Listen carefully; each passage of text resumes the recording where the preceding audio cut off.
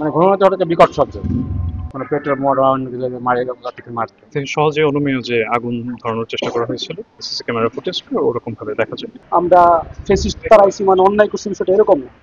আমরা দেখেছি হচ্ছে মানে আমরা অনেক শব্দ শুনেছি, কেরোসিনের অনেক গন্ধ ছিল, এখানে কিছু অগ্নিসংযোগের চেষ্টা করা হয়েছিল আর কি আমাদের বাসার মূল দরজা।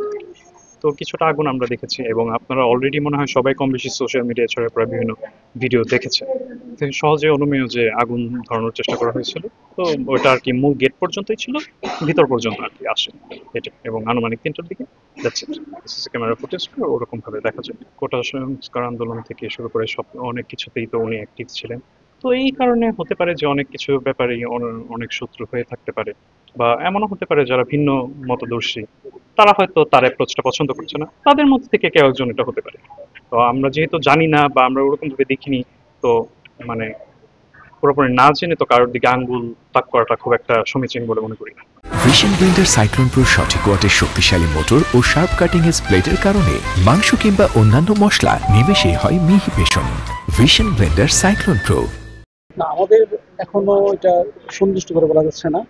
যেটা ফেসিস্টটা যেটা বলতো, তদন্তের আগেই, একটা ঘটনার আগেই যে তারা এরকম কেউ বলতো, যেটা অন্য কেউ ঘটাইছে, সুযোগ সন্ধানীরা ঘটাইছে, আসলে বিষয়টা আমরা এভাবে বলবো না।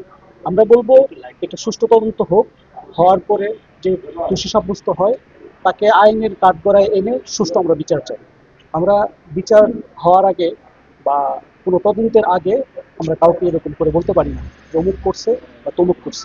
আতঙ্ক আসলে ওরকম আতঙ্ক না, আমাদের একটু বিভ্রান্ত তৈরি করছে। কারণ আজকে আমরা আন্দোলন করছি মানে অন্যায় করছি, বিষয়টা এরকম না। আমরা ফেসিস্ট তারাইছি মানে অন্যায় করছি, বিষয়টা এরকম না। আমরা গর্বের সাথে বলতে পারি আমরা এই 24শে জুলাই যোদ্ধা। আমরা ফিস্ট বিতরণ করছি।